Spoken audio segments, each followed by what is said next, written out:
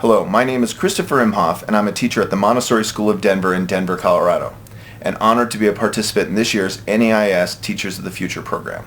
In this video, I hope to show how we integrate curriculum and allow students to bridge and link knowledge across subjects. The first way we do this is through what we call knowledge webbing, where students contribute, coordinate, and independently explore the curriculum. Second is an offshoot of knowledge webbing, which we call stringing, in which students look at 6 degrees of separation of the curriculum to tie people, ideas, and events together. The third is how we apply knowledge webbing and stringing to problem solving. In other words, being able to see the areas between subjects in order to think critically and find innovative solutions. In this video, I will show how we apply this to our global science and stewardship part of the curriculum.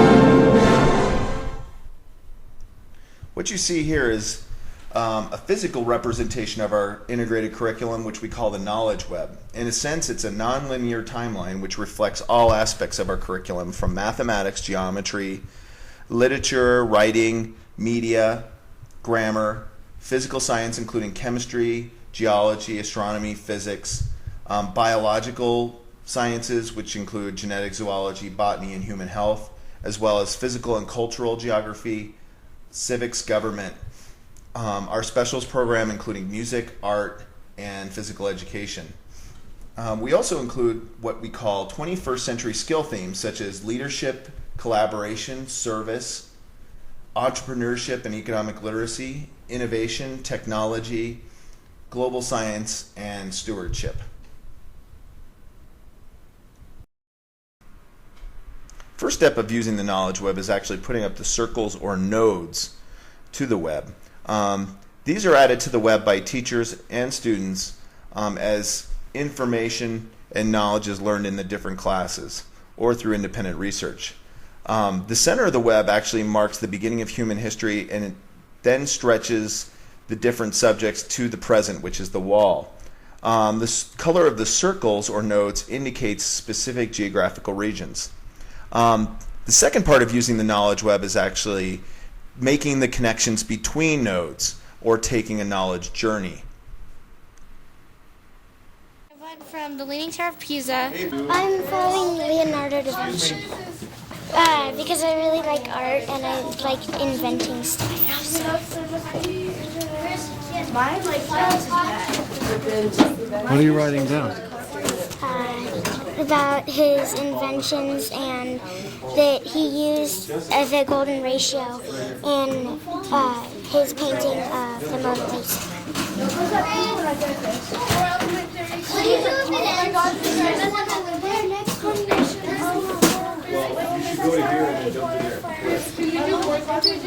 I started out with Benjamin Franklin, then it mentioned in the circle the Royal Society, and then it led to the Royal Society for this one. This one's all about that.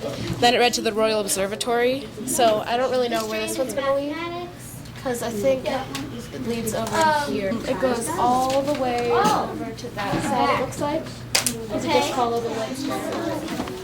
Well, what I just found was about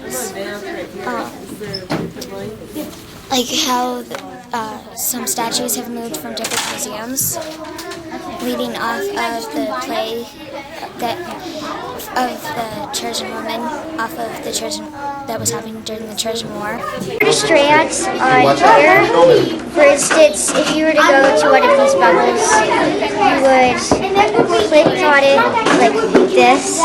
You click on this little script chart, and it would give you the script. For instance, this one is Europe the potato becomes staple and most popular foodstuff in Europe, that would be on the plant strands because it has to do with the potato. From there, students actually have gone from mapping the web, writing papers, to actually creating games. And that's the next thing we're going to talk about is the Knowledge Web string cards, or what we call stringing, where they actually take the physical circles off of there and actually map out the connections on cards. And this has been a really innovative way for our students to actually learn more and create what we call the 6 degrees of separation. You figure out how those two connect, okay? I think strings cards are another way of demonstrating not only the integration of the curriculum, but also how people and subjects and ideas are really connected. It also shows the innovation behind our students who take one thing and they actually turn it into another to basically meet their passions and learning style needs. And that was something that's how strings cards came into being.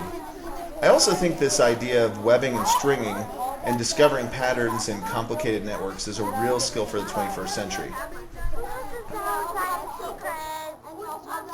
Would China be considered the new dinosaur?